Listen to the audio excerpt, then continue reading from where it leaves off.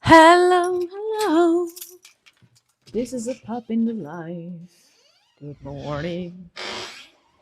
We are back with our episodes, and we're closing the door. Um, welcome back. Welcome back to our very own Pub in the Life.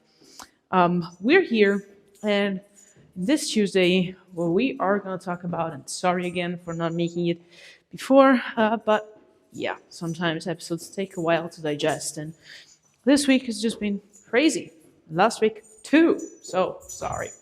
Nevertheless, in today's podcast, just Mom recently started reading a book by Cody Sanchez, which is called Main Street Millionaire, and we want to share this wisdom with you because it's a pretty solid book around how you can build your wealth also through acquiring Main Street businesses. Now, this is not the topic of the podcast, and of course, this is not an endorsement, even because I didn't read the book yet. So I haven't.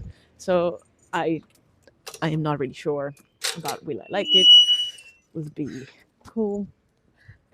Will it be enough for a person like me who has like mom who has a degree in economics to just start and go about it. Mom just wants to do it through a diversification strategy of her life, but this is probably a topic for another podcast, and we might want to go a little bit in deeper of this with mom before sharing this with you all. But anyways, today we are talking about how mom discovered Cody Sanchez in an interview talking about a topic. And the interviewer would ask this simple question: would you trade your life with the life of one of the richest people in the world who also has let's say, a great brand, who is Warren Buffett? Would you trade your life with Warren Buffett's $130 billion, more or less? Um, Lots of wealth for generations and generations.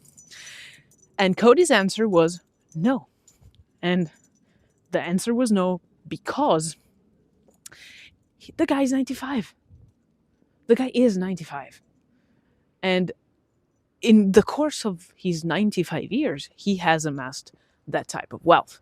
Now, you can think about Warren Buffett as one of the most, like, the richest people ever, and one of the lives who most people try to imitate, to just try and mimic what he did, reading books, listening to conferences, replicating, for those who are into trading and in general the stock market, just replicating how he invested in things. And the thing is,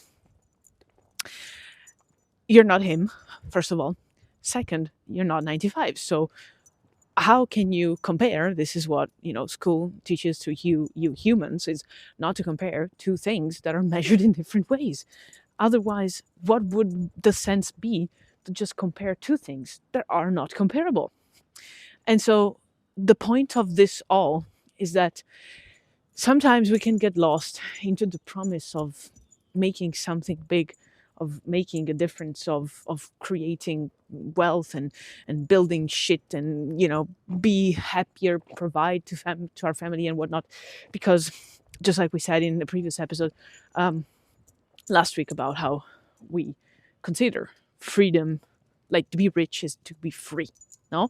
And in all honesty, the truth of the matter is that if you start comparing yourself to people who are 95, you wouldn't even trade places with those people yet.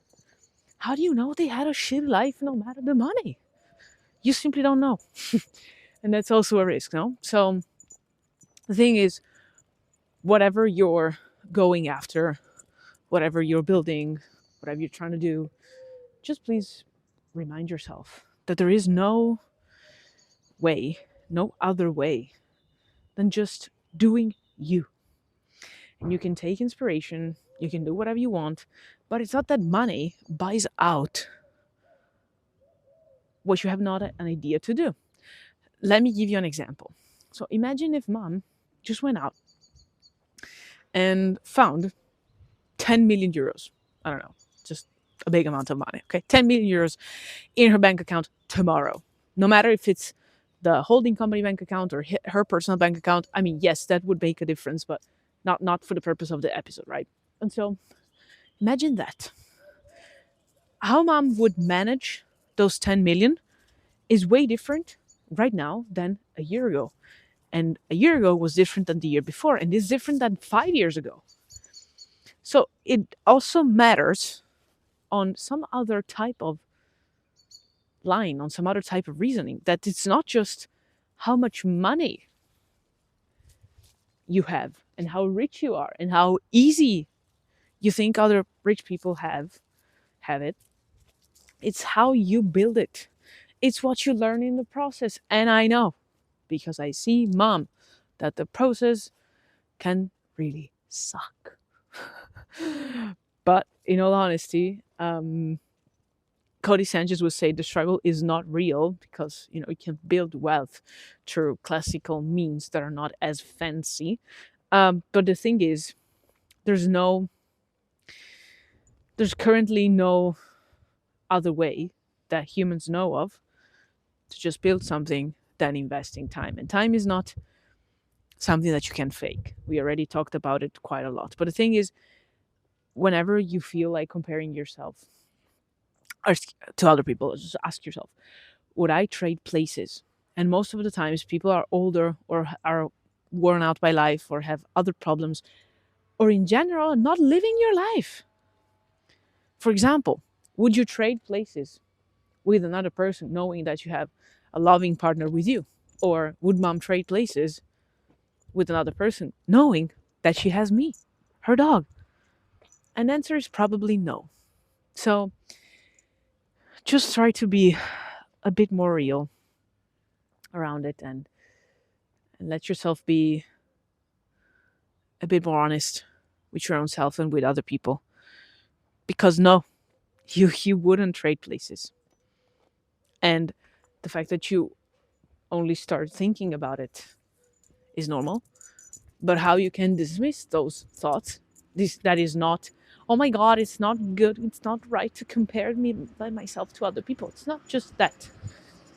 It is that probably you wouldn't trade places at all.